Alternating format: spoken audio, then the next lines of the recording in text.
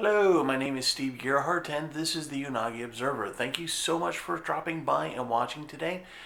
Today we're going to talk about a few movies and anime that I think you would like watching before Halloween. They are horror-based or thriller-based, and I think you would kind of like to watch them on your right before you start cosplaying for Halloween for candy and stuff. So anyway, before we talk about that though, just a couple things. First, next week's video is going to be a couple days late, simply because I am actually going to try to watch Perfect Blue at the Senator Theater. The Senator is a historic movie theater here in Baltimore. It's really neat. It's really cool. I'm going to put the link down below, and they do an anime series, and this month is Perfect Blue. Next month will be Akira. That'll be awesome. And the month after that will be a movie I've never seen before. It's called Red Line. Some of you, I'm sure, are familiar with it. So anyway, without any further ado, and watch the video all the way to the end because I do owe you a digital taco. Yes, you're getting your digital taco, but you gotta watch the video. So let's start with the video, and here are a few movies, Japanese, Asian movies, that are horror-based and you should watch.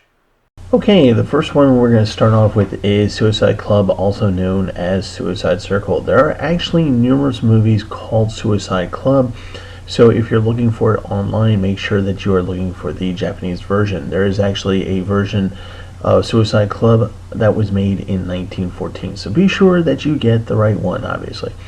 Now, this version was made in 2001, was released in the US in 2002, and this is probably the one I'm going to talk the least about for the simple fact that I've actually never gotten all the way through the movie.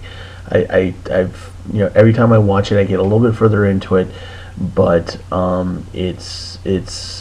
find it so disturbing that I can only watch it up to a certain point, then I have to turn the thing off and then wait a year or so and come back to it and try to watch 5 minutes more of what I've previously watched. So essentially, basically what it is that the movie starts off with basically mass suicide. So it starts off with a group of very young school kids jumping in front of a train. And then it keeps going on in that vein where more and more groups of school kids ranging from like nursery school to high school are killing themselves, and they say something to the effect of, "We're the new Suicide Club, and we are the charter members, founders, and last members," and then they go off to kill themselves.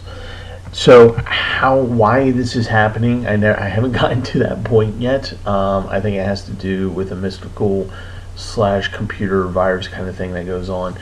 But it is a mystery, but it's a horror mystery, and like I said, I have only gotten through to a certain point, and I think that's why I have this on the list, because if you like horror movies, if you like thrillers like this, dark, really, dementia type things, and by virtue of the fact that I have yet to see the whole movie because I can't get through it, then give this one a try. I will say that it is deeply disturbing. Okay, this next one is basically a short anime movie. It's about 40 minutes or so long. It's not very long. It's a good movie to kill time with. It's called Kaka Rainbow. And Kaka Rainbow is based on the idea of hide and seek. So you have these group of kids who wear fox masks, and they enter this sort of city within a city. It's Kowloon kind of effect. For those who don't know, Kowloon is a city inside of the city of Hong Kong, and it's very densely packed, and there's a lot of odd things that go on in there. So Kaka Rainbow is saying that basically there's this kind of city within Tokyo that the kids play hide and seek at. Now, while they're playing hide and seek, they are also being hunted down by other demons within the Kaka Rainbow. And so you see what happens to each of the kids as one of the 4 demons catches them. No, it's not gory. No, they don't get eaten, but their fate is pretty horrific. And the main character is joining this game because the last time he saw his sister, who has gone missing, she said that she was going to Kaka Rainbow and to play hide and seek. So he's hoping to to find her or find out what happened to her. And I'm not going to say which happens, but he does. He's successful in that. Kaka Rainbow is not a jump scare kind of movie, but it is very thought provoking. It's actually kind of beautiful animated. It's a shade cell animation, and like I said, it's very simple. It's not hard to follow. It's not hard to understand. It's a good time killer. But if you wanted something kind of like in between scary movies that you kind of need a little bit of break, but you still want a little bit of horror, go see Kaka Rainbow. Alright, geez, where to start with this one? This one is just so over the top. Okay, I'm going to massacre the name because my Japanese is horrible, but it's Higurashi no Nakukoro ni, or When They Cry. God, again, I don't even know where to start with this thing. Originally, it was actually a video game, and it was a mystery video game wherein this boy, he's from a larger town, and his family decides to move to this very rural village, very small, not very many people that live there, and the school has only like really a handful of students, and so they're all basically all in one classroom, like old style education back in the 1800s, where everybody would fit in one room. And so he's there, and he makes friendships with these people, with these mostly women, and and they become good friends, and they play these games and stuff like that. And then things start getting a little weird. Inside the village, there's a murder, and then the boy, the main character, is basically investigating it, and he finds out that pretty much his friends, there's like this whole layer of nastiness in this village that goes pretty deep, and this murder is really just the top of it. It's actually the least offensive thing that happens in this movie or anime series. There's actually 3 parts to this, but really just watch the first one, and if you can get through the first one, then hooray for you.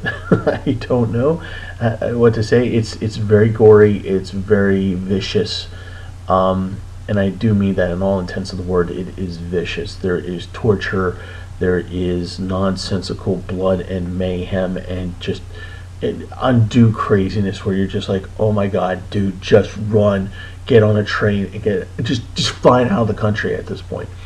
Now, the interesting thing about this particular anime is that it takes place in 1983, so you see a lot of Japanese tropes from the early 80s, which can be a little bit confusing to newer viewers of the 2000s. But anyway, if you want gore, something to shock you, and just jump scares and things like that, and things that make you go, oh dear God, and want to cry in a corner, give this anime a try, and good luck. Okay, so this movie was actually made in South Korea, and it's placed right after the Korean War. So it's late 50s, and this piper slash handyman and his son, his 6th son, are moving from the northern part of South Korea. They want to go to Seoul so that the father can get his son a doctor to help him with his tuberculosis. On their way, they come across a village where the chief of the village says, well, I can help you with the aid of your son if you would come in and help us with this rat problem that we have. And that, oh, and by the way, you can't tell anybody in the village that the war is over. That's the stipulation. Everyone thinks the war is still going on. That's kind of how we maintain our society. It's kind of weird, but that's the condition he puts on the father. So the father agrees to it and comes to the village, and he does see a rat problem. There is a rat problem. There's all these rats all over the place, and they do not fear people. They don't scurry away. They're actually pretty aggressive. So the first part of the movie is basically really about the father and the son kind of making their place inside the village and helping to get rid of the rats, finding ways to get rid of all the rats. Unbeknownst to them, that the rats are actually part of a curse from something that happened during the war, where a bunch of lepers got killed, a shaman woman got killed, and a curse was laid on the village. And the curse is, of course, these rats. So the first part of the movie is kind of getting rid of the rats, kind of dealing with that curse, although he doesn't really know about it that well. And it actually kind of devolves into a romantic comedy of sorts. So just when you think the movie is near its completion, when they're dealing with the rats, and that whole bunch of scenes is just horrific in its own right. I mean, just rats all over the place. Oh my god, it's so bad. And you think, okay, this is done. Then you finally go into the last act of the movie, and everything just goes right off the rails. I mean, it just goes crazy. And the rest of the movie, you're just like sitting there by the end of it, you're going, oh my god, what did I just see? It's a good movie, but it's definitely a WTF movie. It was really hard not to give up any spoilers for this movie. But even if it wasn't Halloween, I would actually tell you to go ahead and watch this movie. I've done a review on this before, and I don't think I liked it the first time I watched it, but I've liked it since then. And I think I just didn't like it because of the rat thing. But anyway, so yes, this is a good Halloween movie to watch. Okay, and for the one that everyone loves, Helsing or Helsing Ultimate. Both of them, in my estimation, are very, very good, and you cannot have an anime horror list or Halloween list or Asian movie TV show list without having this on it. It is a very good anime in its own right, not just because it's good for Halloween, but it is a gateway anime, meaning that for Western audiences to get involved in anime, this is usually something they would like to watch. So if you have a person who normally doesn't watch anime but likes horror, they will definitely like this series. It's kind of like Trigun in that the people who created Helsing really made an effort to use Western mores and styles and thought and culture behind it. There's not a whole lot of Japanese culture behind this anime, so that makes it accessible for Western audiences. There's not too much to think about, and even though the name is, of course, a play on Dracula, yada yada yada, it's still fresh and interesting in that it's talking about a centuries-old British organization that hunts down mystical creatures, evil mystical creatures, of which the last of which that they've been hunting have been vampires. So the Helsing operation is from the Helsing family, and this is kind of what they do.